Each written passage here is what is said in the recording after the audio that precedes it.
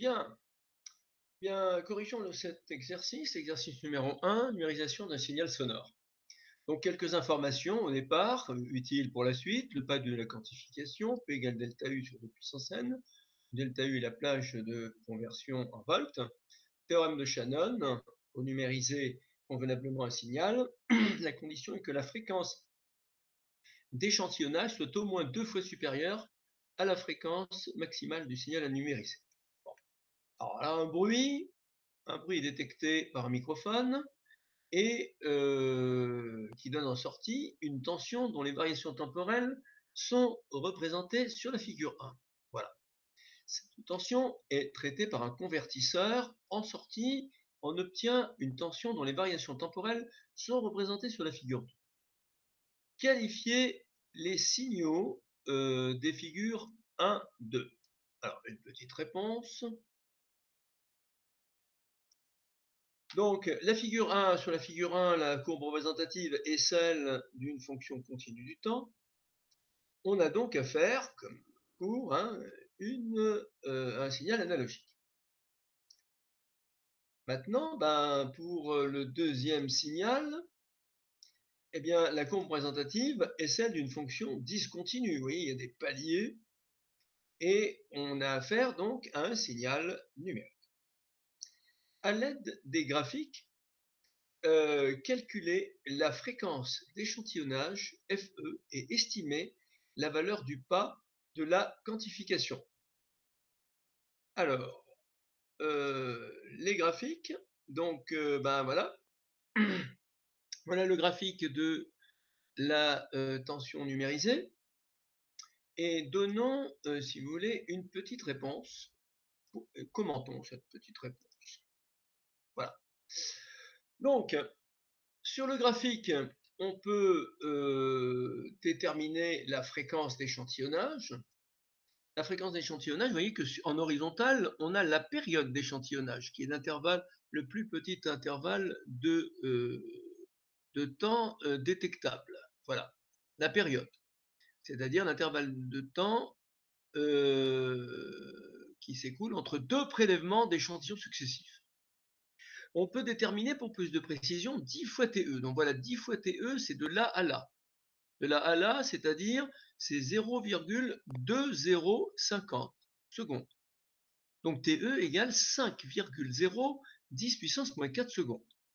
On en déduit la fréquence d'échantillonnage, qui est 1 sur TE, égale à 1 sur 5,010 moins 4, soit 2,0 kHz. Alors on poursuit un petit peu la réponse. Une autre méthode aussi peut être utilisée, alors je fais réapparaître un peu le graphique. Une autre méthode consiste à dénombrer sur le graphe le nombre d'échantillons prélevés par seconde. Alors regardons un peu. Je fais réapparaître le graphe. Voilà. Eh bien, essayons de compter le nombre d'échantillons qu'on peut prélever en 0,050 secondes. Donc par exemple, eh bien, les échantillons sont des petits points. Alors un échantillon, deux échantillons, 3, 4, 5, 6, 7, 8, 9 et 10. 10 échantillons en un peu moins de 0,05 secondes. D'accord? Donc grosso modo, oui, on peut en calculer 11. 11 échantillons, c'est plus facile, sur 0,0050 secondes. Donc autrement dit, la fréquence d'échantillonnage, c'est 11 sur 0,050, soit 2,2 kHz. Alors, pour le calcul du pas du convertisseur. Alors, le pas du convertisseur, c'est la plus petite tension détectable par le CAN. Alors, le pas, il faut le voir en vertical. Alors, grosso modo, un pas, c'est à peu près cet intervalle-là, d'accord, en volts. Donc, autrement dit, on voit que si on compte 5 pas, 1, 2, 3, 4, 5, eh bien, 5 pas correspondent à un intervalle de tension de 0,050 volts. Alors là, je me suis un peu trompé. Là, ici, vous voyez, c'est 0,050 volts. Donc 5 pas, c'est 0,050 volts, ou P égale 0,010 volts. Voilà donc la réponse à la deuxième question. Troisième question, la plage de conversion a pour valeur delta U égale 2,0 volts. S'agit-il d'un codage sur 8 bits ou sur 16 bits? Petit élément de réponse, commenté. Alors l'énoncé nous dit que le pas de la quantification a pour formule delta U égale delta U sur 2 puissance n. Problème, calculer petit n, connaissant P égale 0,010 volts calculé précédemment, et delta U égale 2 volts. C'est une équation. On a donc 2 puissance n égale delta U sur P. On peut le calculer, ça fait 2,0 divisé par, c'est-à-dire delta U, la valeur de delta U, sur 0,010, la valeur du pas trouvée précédemment, ce qui fait 2,010 puissance 2. Alors, on fait un essai, n égale 8, ça va faire combien? 2 puissance 8, ça fait 256. Maintenant, on va voir si on peut tomber plus près de 2,010 puissance 2, sans doute pas. Si n égale 16, on va trouver 2 puissance n égale 6,6, 10 puissance 4.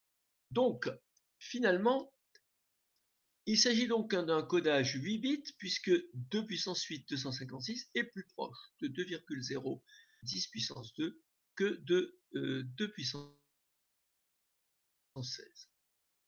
Alors, ensuite, autre méthode. Une autre méthode pour voir qu'on est codé sur 8 bits. On est un peu plus mathématique, c'est-à-dire que cette fois-ci, on repart toujours de delta U sur 2 puissance n égale à P. On en tire 2 puissance n égale delta U sur P, d'où logarithme, en appliquant la fonction logarithme népérien à cette égalité, on en déduit logarithme népérien de 2 puissance n égale logarithme de delta U sur P, soit n fois log de 2 égale log de delta U sur P, soit n égale logarithme népérien de delta U sur P divisé par logarithme népérien de 2. Ah, donc n finalement, évidemment la solution, on n'est pas sûr que ce soit un entier, mais n sera finalement le nombre entier le plus proche de logarithme népérien de delta U sur P divisé par log de 2. Alors, une application numérique, cette quantité-là est égale à 764. On en déduit que le nombre entier le plus proche, c'est évidemment n égale 8. Le codage est donc sur 8 bits. Alors, deuxième partie de cet exercice, le bruit est traité par séquences enregistrées de durée 6,4 millisecondes avec une fréquence d'échantillonnage de 20 kHz et un codage sur 8 bits. Mais en gras, on voit mieux.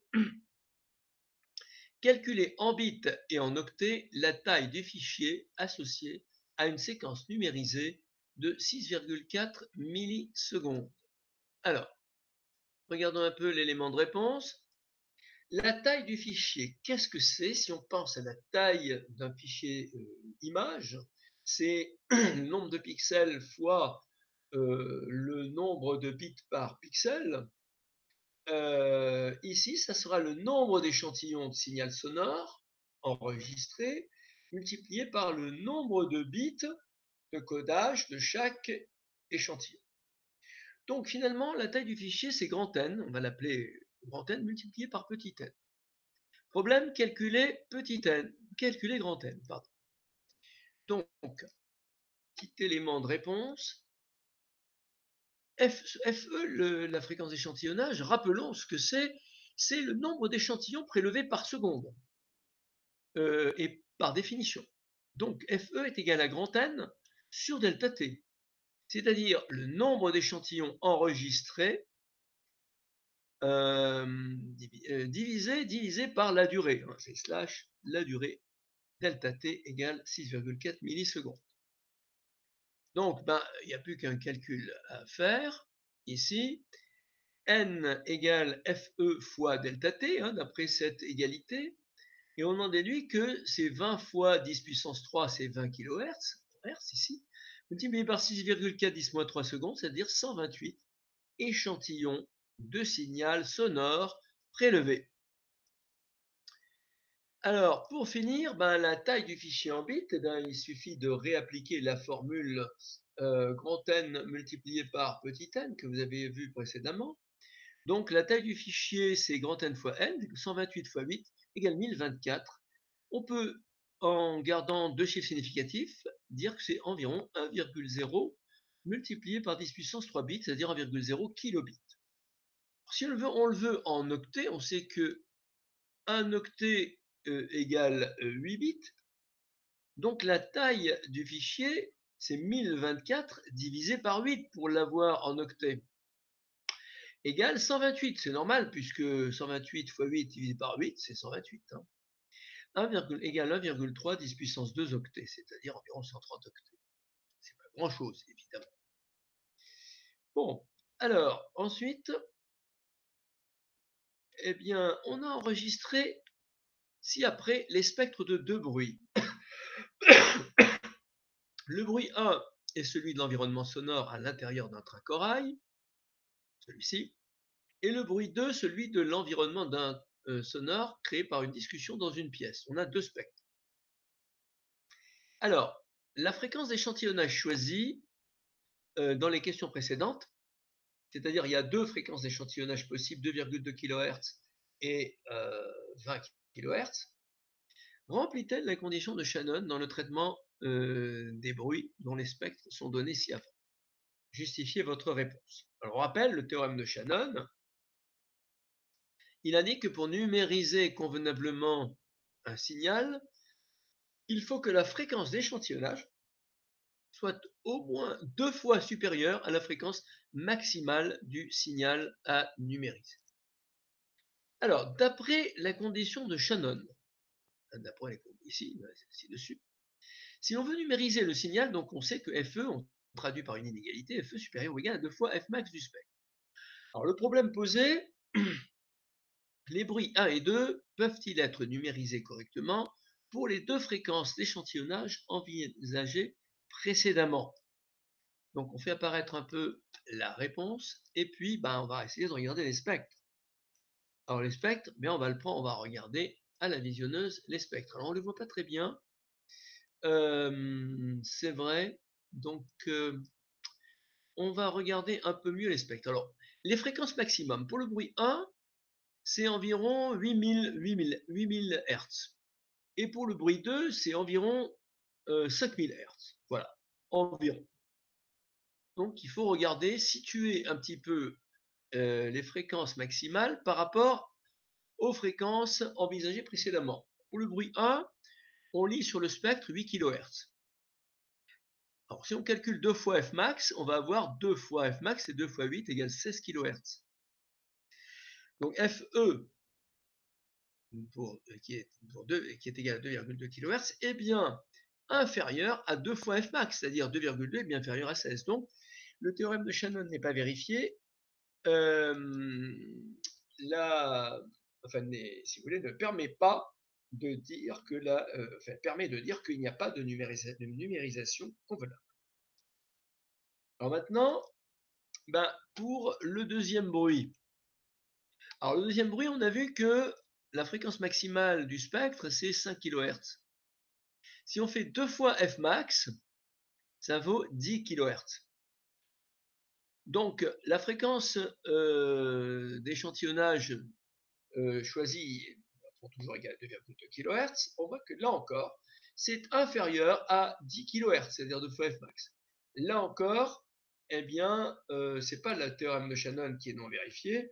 Le théorème de Shannon ne permet pas, permet de dire plutôt qu'il n'y a pas de numérisation convenable. Enfin, on va envisager le cas FE égale 20 kHz. Donc, le bruit 1, 2 fois Fmax, ça vaut ici 16 kHz, et la fréquence d'échantillonnage, c'est 20 kHz. 20 kHz, c'est bien supérieur à 2 fois Fmax. Donc la numérisation est convenable. Et pour le bruit 2, 2 fois Fmax, c'est égal à 2 fois 5, 10 kHz. Là encore, 20 kHz est bien supérieur à 10 kHz, la numérisation est encore convenable pour la fréquence d'échantillonnage de 20 kHz. Voilà donc pour la correction de cet exercice.